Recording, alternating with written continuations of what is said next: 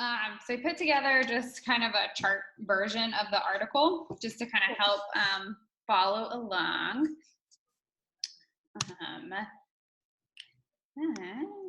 Now, Kelsey, you're recording this, right? yes, I'm recording. Great. So we'll upload this to YouTube.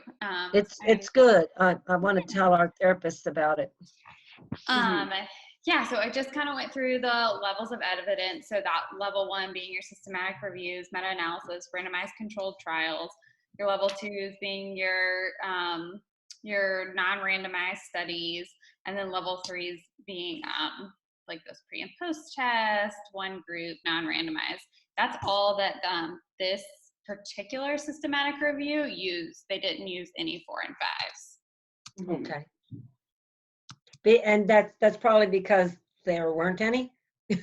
They did in the end. They included, like, there was some. So like those 4 and 5s are like your case studies, your dissertations, those kinds of things. So like more emerging research. So they did say that there was some that's like more emerging research. They're just haven't been peer reviewed and that sort of thing. Yep. So it just broke apart kind of the strength of the evidence for each of the topics. And I went to another presentation that was a systematic review done by AOTA, and this is how they broke it apart with the color coordinated charts. And it really just helped me see, like, where is the evidence we have for these different interventions. So that low level is just a small number of studies, not really consistent findings or really enough evidence out there. Your moderate level is maybe just to clarify, when you say low level, that's referring to like 3, 4, and 5, and like so that would be like if you put all the studies together, you would have like maybe some 3s, 4s, 5s, but nothing. You probably wouldn't have like a systematic review, and if you did, it would just be 1, and that systematic review might have like inconsistent findings or like a high rater of bias or something like that. So they're finding flaws within those higher level of studies. Like different levels and samples. I mean, meaning like very small sample sizes, not similar. Yeah. So something we just don't have like conclusive evidence for yet. Maybe it's emerging, or maybe we just haven't done enough studies. That moderate level, you're going to have at least one of the level 1. So those systematic reviews, randomized controlled trials, and multiple of the moderate levels, the 2s and 3s. Okay. And then the strong level is like you have multiple level 1 studies, consistent findings, not a lot of like inter-rater bias and those kinds of things within those studies. So I use these same kind of color charts throughout to just help us break it down. And then I just put some thumbs up, some down, somewhere in between next to a lot of them. So the thumbs up is there's significant evidence, like there's a lot of these level 1 studies. And then the thumbs down is not enough evidence to support it. And those in between is like some studies say yes, some studies say no, we're kind of mixed. So these are all the different interventions that this article addressed. So we will start out with classroom participation, which is kind of, they broke it down into 3 sections. So we're just going to go through those 3 sections. So what did you guys think kind of reading through the classroom participation part? I was surprised by the yoga, that had such strong evidence. Not that I like doubt yoga or anything, but like compared, just to things that they looked at that didn't have that strong evidence. And I'm curious as to if that's due to a push in like the yoga community to really like have those strong studies, because a lot of the interventions just kind of suffered from like a lack of investigation into it, whereas yoga did have a little bit more of like a research community around it, which I thought was interesting.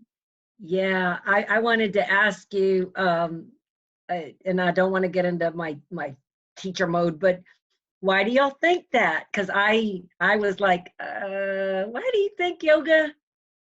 I thought it was interesting that within the section, I think they said that one of the studies was actually done by an OT, Mm-hmm. and all the others were done by other professionals that either in education or educational research, and some were physical therapists and other things. So I was interested. And also some of the studies were with like neurotypical children too. So I feel like there's more prevalence of classrooms using that yoga in general. Yeah.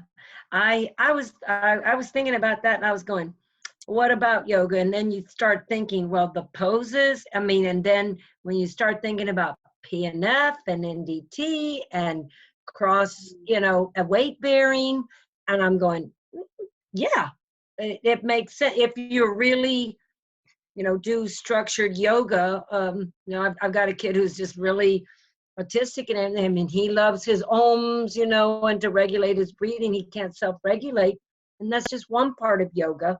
But I'm thinking, if you at least take a kid to 3 sustained poses, and do the breathing with it, that's a lot of like neuromotor kind of work, and plus heavy work. So that's what I'm going. I'm not too surprised by that. I had a thesis group that did a study at the yoga studio that's just at the next slide on setting down, and they used the it was a stress questionnaire.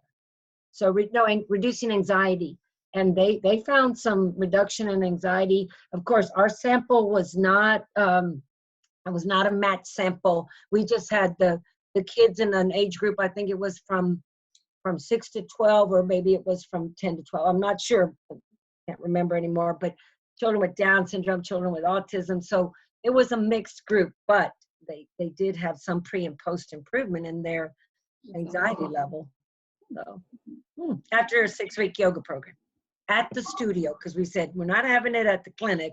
We wanted the context thing with the motivation there. So they came to the yoga studio. That's very cool. And Right. I think there's something to be said for going and to a yoga studio as well. Like I find more benefits personally going to a studio versus like doing it at home. Right now. Yeah. Speaking of the COVID thing, I went to yoga on last Tuesday, and they said we're live streaming now because there were only 6 of us, and that included me and the instructor. So we were 6 feet apart and everything, but I'm glad they're live streaming. So maybe, Kelsey, that'll get me to do it at home. Yeah. Still not quite the same. Right. Were you guys surprised at all by the weighted vest or stability ball research? I've seen that before. Yeah. Yeah, that weighted vest, you just can't get anything stable, right? Because it's like, do you think most therapists know, the percentage of the weight per body weight, or yeah. I'm not surprised. Yeah. Interesting. Yeah. What was their example of a stability ball? Was it just like sitting on a stability ball versus sitting on a chair? Okay, like a ball chair where it's got that frame and the balls. Okay. And I don't know if there was like consistency within studies, if they necessarily defined. I'd have to look at the specific research studies to see if they defined exactly what a stability ball was, but it seemed like that's what I pictured in my head. A lot of the studies were comparing that versus a regular chair. Yeah. And they found they were more focused and had increased participation in a regular chair. I know one of the studies in particular was looking at that. I think it was one of the level 3 studies. Okay. All right. All right, moving on. So literacy participation. Any thoughts on this section? There did seem to be a lot more research within this area. And again, it was very limited research by OTs. Yeah, for sure. Yeah, I really liked that, like the idea of like kind of embedding it in the home life and the family system, especially like the parent mediated intervention. I thought that was a really like that's something that's very OT, right? Embedding things in the context.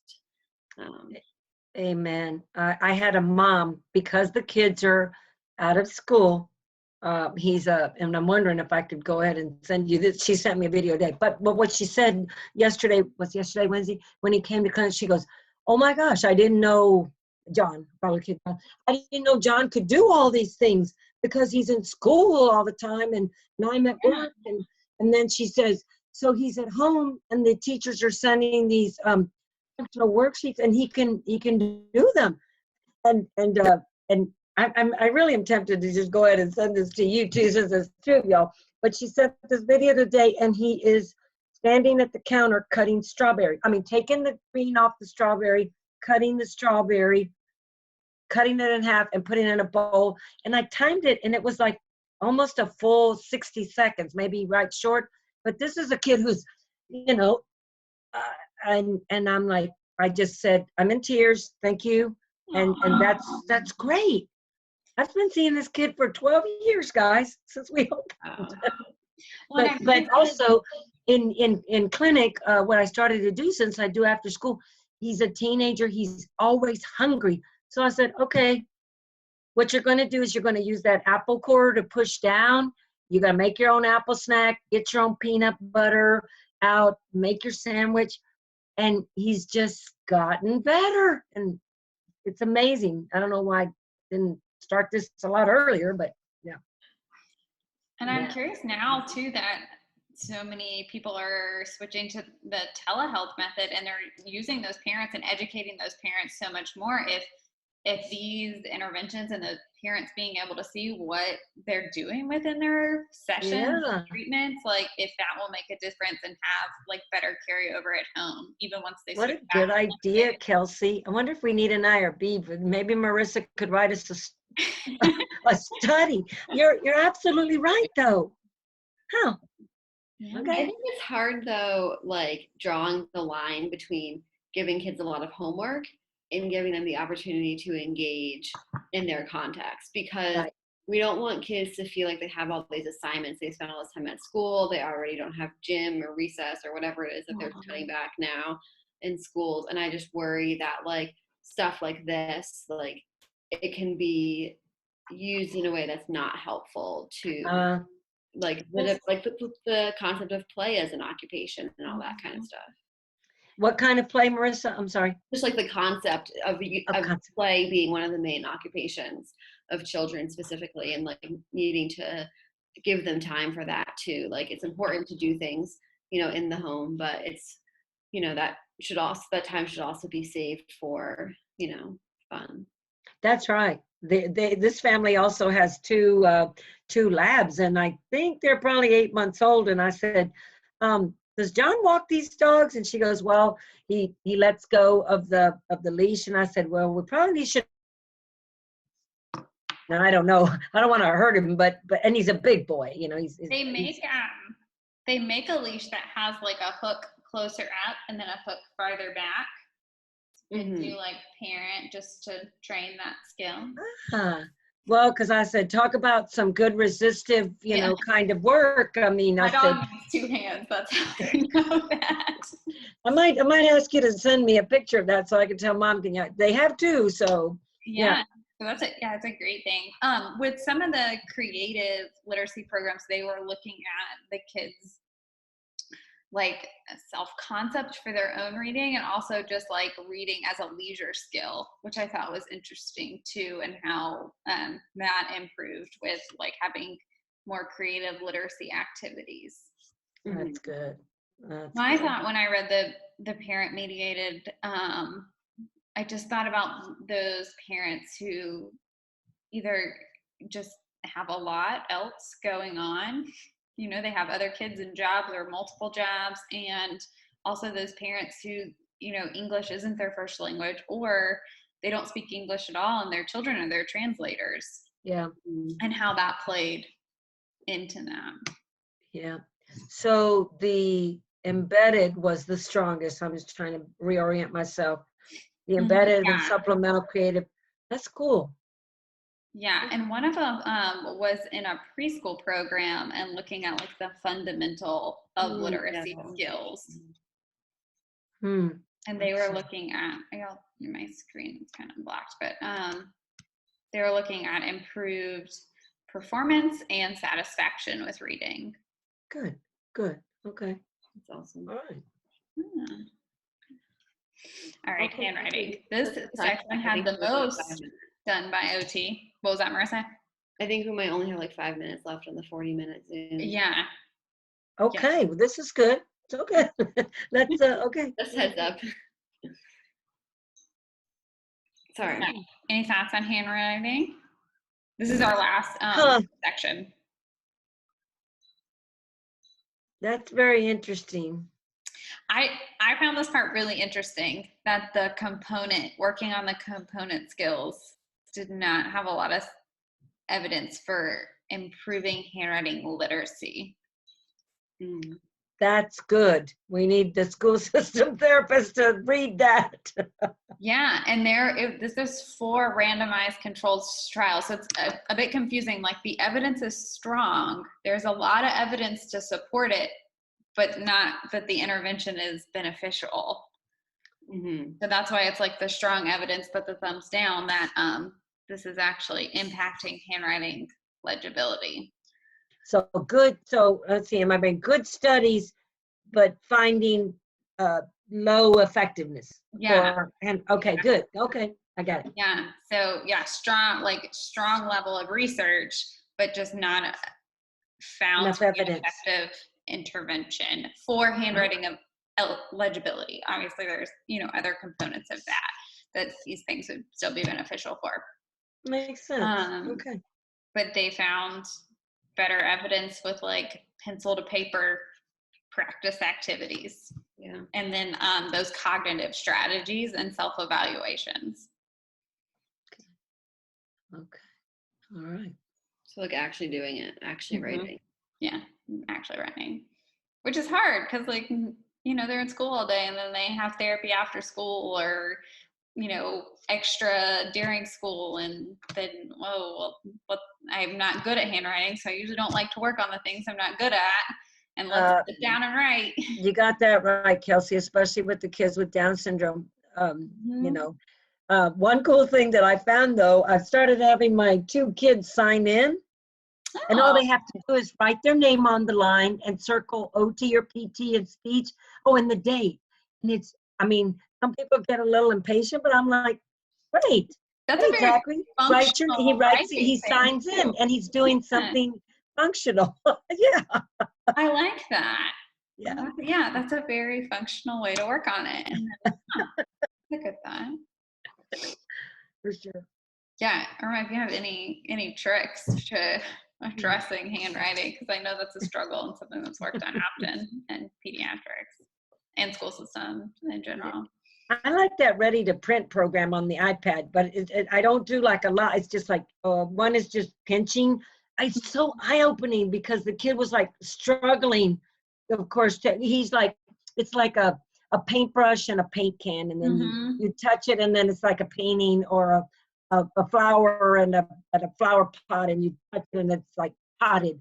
But the kid was really struggling, and then he says, "I'm left-handed," and he is. And then he went with his right because he's not dominant yet. And then he started just doing this. And I said, I told his mom, I'll take it. As long as we're getting that concept, because no spatial relation. No, it's like, interesting. Anyway, it's called ready to print. They did ready to print. Okay. They did say in like this study limitations that they didn't include any computer technology based interventions for handwriting because the research is still emerging on those things. So there were some of those level 4, level 5 dissertations, single case studies, that kind of stuff, but it didn't meet their qualifications for the systematic review, but that is kind of emerging research. Okay. Are we going to turn off in a few seconds? Are we okay? I think we started a little bit late, so I don't know. I think, but that was, this was just split into 2 sides. So it was just having interventions in place of the classroom or usual classroom activities. These were hard because I felt like they didn't elaborate on what those like curriculums looked like and how much they were replacing in the classrooms. So that was kind of the limitations of the studies they found for that. Mm-hmm. Mm-hmm. All right, so our big takeaways. To shuffle my screen around. So caution must be used when generalizing the use of stability balls and weighted vests for increased enhancement in educational participation in classrooms. Interventions that use choice, creative engagement, collaboration with parents, and support across age peers show promise in enhancing child's attitudes towards literacy and participation in literacy activities. Isolated skills training to address prerequisite skills for handwriting does not translate to improved handwriting performance. The use of prerequisite skills and interventions must be directly tied to handwriting skills. And as always, with a lot of our OT research, more rigorous research needs to be done to support the effectiveness of interventions and develop occupation-focused measures of educational participation. Yep. Yep.